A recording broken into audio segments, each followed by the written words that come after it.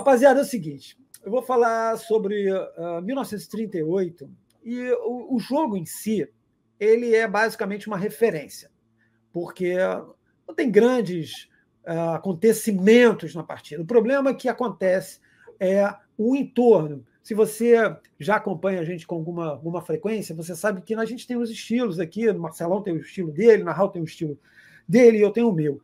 Eu gosto muito de contextualizações. Então, esse jogo é um jogo interessante porque ele aborda uma série de pontos que eu já conversei aqui com vocês e vocês vão sacar aqui o porquê disso. Bom, 1938, durante o Campeonato Carioca, ao término do primeiro turno, houve um hiato na tabela para permissão para você, enfim, fazer um joguinho ou outro, dar uma levante. Teve um espaçozinho entre o turno e o retorno. E o Botafogo, para variar, que historicamente sempre foi assim, deu uma brecha, arrumava amistoso, excursão e pá. Isso era interessante para você arrumar um dinheiro. Nós estamos falando de 1938, o profissionalismo estava engatinhando, mas até antes disso, né, rolava um espaçozinho, os caras tinham que fazer jogos, às vezes ganhavam trocado, quando não tinha o profissionalismo ainda oficializado, mas jogador recebia, muitos jogadores recebiam, outros não queriam receber, mas sempre esses jogos envolviam algum tipo de receita. Em 1938 não era diferente. Como eu falei, o profissionalismo estava engatinhando, mas havia necessidade de você fazer dinheiro também, para pagar os caras, já tinha salário, né? E lembrando que em 38 o Botafogo foi pós Copa do Mundo, e por isso o campeonato começou depois, começou mais tarde, começou em setembro. Lembrando que na Copa do Mundo havia 5 representantes do Botafogo, então esse time não era qualquer coisa. Só lembrando, nós tínhamos o Nariz, o Doutor Nariz, Álvaro Lopes Cansado, o zagueiro Martim Mércio da Silveira, nós tínhamos o Zezé Procópio, o Perácio Patesco, que era a famosa ala esquerda do Botafogo. Esses 5 caras foram para a Copa do Mundo. Então esse time era muito forte. Eu já falei aqui para vocês sobre o time de 39, que para mim, acho que Marcelo também considera isso também, um dos grandes times da história do Botafogo, que não ganhou. Qualquer dia desse a gente vai fazer uma live. Live é mais legal falar, colocar isso em live, né? Para a rapaziada participar. Os grandes times do Botafogo que não foram campeões, e são vários. Bom, mas enfim. Então, esse time de 38 foi basicamente o time de 39. Então é interessante você saber que era um time muito forte, mas que tinha alguns problemas. E quais são esses problemas? Muitas vezes você ia fazer certos jogos e havia desgaste nas voltas. E aconteceu isso em 38. Quando termina o primeiro turno, o Botafogo estava na briga, o líder era o Fluminense, mas Vasco, Flamengo e Botafogo estavam ali embicando, e o Botafogo abriria o retorno numa partida contra o Bom Sucesso, que era, com todo respeito, o saco de pancada ali, era o time mais fraco ali da temporada. Só que, em função desses 3 jogos que o Botafogo resolveu fazer em São Paulo, a diretoria pediu o adiamento desse jogo contra o Bom Sucesso. Ou seja, o Botafogo pegaria o Bom Sucesso já no fim do campeonato. Muito bem. Como havia esse espaço, o Botafogo resolveu fazer esses amistosos. A pessoa que marcou, não sei se foi um empresário, foi um catacata, sei lá o que os caras resolveram fazer, montaram 3 jogos em 5 dias. Então os caras foram para São Paulo, inicialmente para pegar o Palestra. O Palestra tinha sido vice-campeão em 37, que era um time bastante importante no futebol brasileiro, já o grande Palestra Itália. Depois ele ia jogar contra o Santos e depois contra a Portuguesa Santista. A Portuguesa Santista, no fim da década de 30, era um dos bons times de São Paulo. Não tinha projeção de um Corinthians, de um São Paulo, de um Palestra, mas era um time muito, muito bom. Muito bem. Ia fazer esse jogo na Baixada Santista.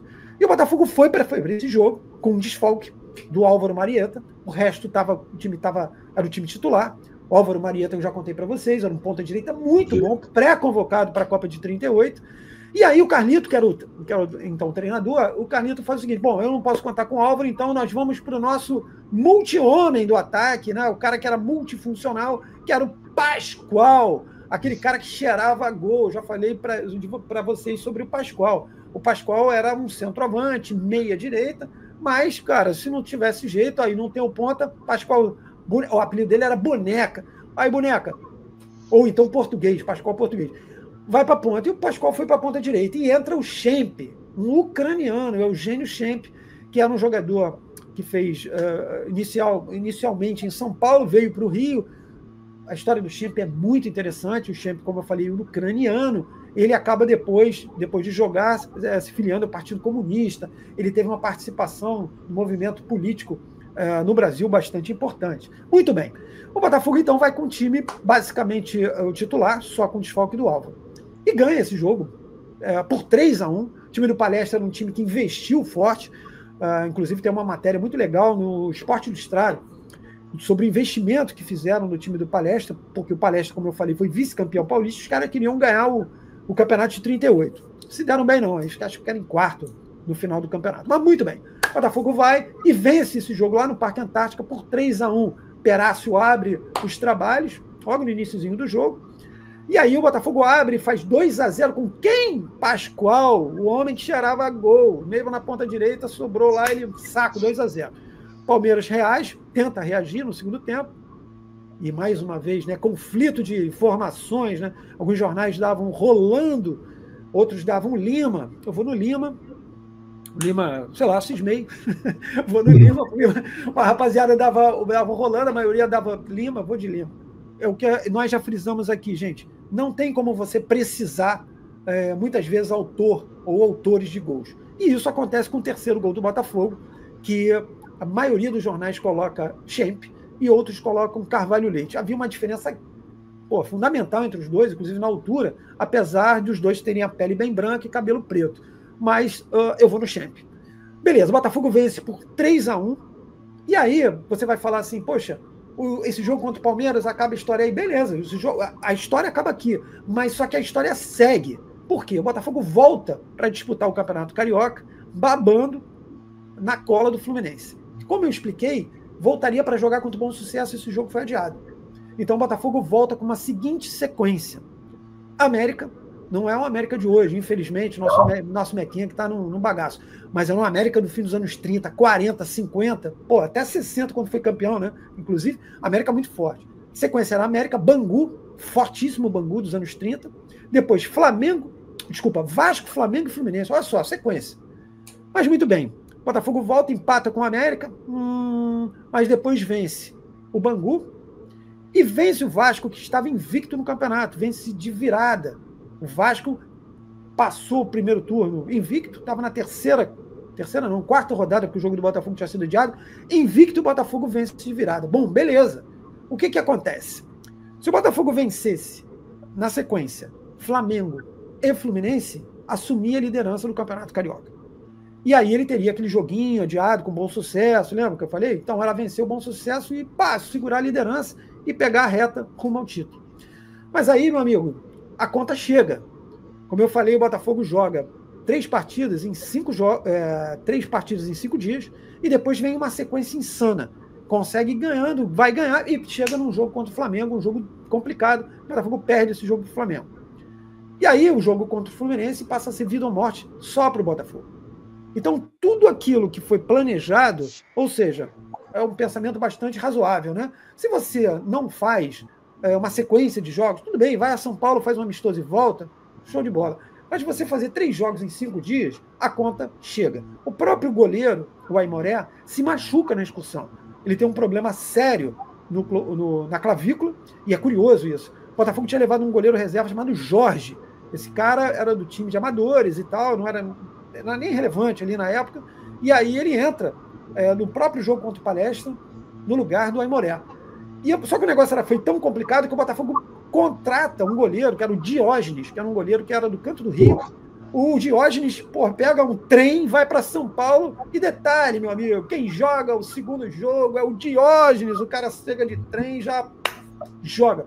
O Aimoré fica fora do restante da excursão. Ele volta, sentindo ainda o ombro, e aí tem uma situação que é complicada, que eu vou fechar minha participação lembrando sobre isso. O Botafogo, então, como eu falei, perde na sequência para Flamengo e Fluminense, e aí ele fica numa situação desesperadora. Porém, ainda com chance.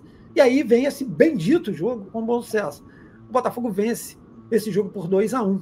Só que durante o jogo, o Aimoré sente a clavícula e ele tem que sair. Naquela época permitia a substituição do goleiro. Só que o cara que entra, o Humberto, tinha sido contratado e não estava regularizado, meu bom. Aí o Botafogo vence o jogo por 2-1 e perde os pontos. A sequência final, ele pega um jogo contra o Bom Sucesso. Não, o Bom Sucesso foi 1-0. Madureira e São Cristóvão. Cara, esse jogo contra o Madureira, 11-3. Lembra do Pascoal? Chuta quanto essa criança fez. Só para rimar. Meia dúzia. Quase. O cara fez 6 gols. E aí no jogo final, 6-1. E o Pascoal faz 3. Os últimos 2 jogos, nosso boneca, Pascoal Boneco Português, faz 9 gols. Eu friso sempre essas coisas para que você que não conhece, fala, cara, que isso? Que esse maluco? Um cara que não é conhecido, um cara que não é famoso, Pascoal de Gregório, um super goleador do Botafogo. Bom, eu frisei esse jogo contra o Palestra Itália, já que é um confronto que o Botafogo vai fazer na próxima rodada no Brasileiro, para lembrar que esse joguinho contra o Palestra Itália, o forte time do Palestra, acabou ajudando, sim, ao Botafogo e derrapando no Campeonato Carioca mais uma vez, como acontece na história do Botafogo de Futebol e Regatas, as excursões prejudicando. Isso não é justificativa, gente, isso é fato. Tá? O Botafogo precisava várias vezes, como Marcelo frisa, em muitos anos o Botafogo, precisando ganhar dinheiro, fazia excursões, chegava debilitado, e lembrando, não é que nem hoje. Hoje o cara tá sentindo uma dorzinha aqui no lóbulo da orelha, a fisiologia não deixa o cara jogar. Naquela época, meu irmão, você jogava, até te lembrei um negócio aqui, naquela época você jogava mancando, com material completamente diferente do que é hoje. E o que eu lembrei tem a ver com o Pascoal de Gregório. O Pascoal de Gregório era um jogador, vou falar de contusão, para você ver, sentir o nível do negócio. Talvez os nossos amigos não saibam disso aqui, Marcelo e Narral. O Pascoal, ele em 41, estamos falando aqui de 1938, beleza? Em 41, o Botafogo, e nós já falamos sobre isso aqui, uma excursão ao México e Estados Unidos. O Pascoal estava na relação e ele acaba se machucando. E ele fica fora, ele é cortado da relação. Uma entrevista que ele fez posteriormente, ele falou que foi a maior decepção da vida dele, porque ele nunca tinha viajado para fora do país. E ele nunca esqueceu, isso nessa entrevista, essa frustração de não ter viajado. Mas o que isso tem a ver com lesão? Depois que ele sai do Botafogo, ele volta para o Canto do Rio, para onde ele surgiu. Né? Ele surgiu no futebol de Niterói, mas no Canto do Rio ele bombou, foi brigar pela artilharia e tal. E aí, já no fim de carreira, ele sofre uma lesão no braço, numa queda. Infelizmente, ele continua jogando e essa lesão se agrava. A lesão se agrava de tal forma que ele corria risco de perder o braço. Porque, enfim, continuou jogando, obviamente, por mais que você não chute com o braço, os movimentos de corrida, impulsão, e infelizmente isso acabou mexendo com a cabeça do nosso Pascoal, que teve um fim triste, que eu não vou falar aqui qual foi, mas uma lesão mal curada, que não foi, infelizmente, não foi no Botafogo. Então, só para finalizar, essas excursões, muitas vezes, sobrecarregavam o estado atlético dos jogadores, que, lembrando, não eram atletas, eles eram jogadores de futebol, que tinham suas profissões, muitos deles tinham suas profissões, Dr. Carvalho Leite, Dr. Álvaro Lopes Cansado, que era um nariz, era um cara, alguns eram advogados, então os caras jogavam muitas vezes sem as condições ideais. E mais uma vez o Botafogo vai fazer uma excursão e acaba sendo prejudicado por ele mesmo, né? Pela direção que tem que colocar o time para rodar, e o time acaba perdendo a chance de disputar o Campeonato Carioca de 38. Essa é a minha historinha, falando sobre Botafogo e Palestra Itália de 1938, um jogo que o Botafogo levou de boa, mas que acabou tendo consequências não muito interessantes para o restante do Campeonato Carioca.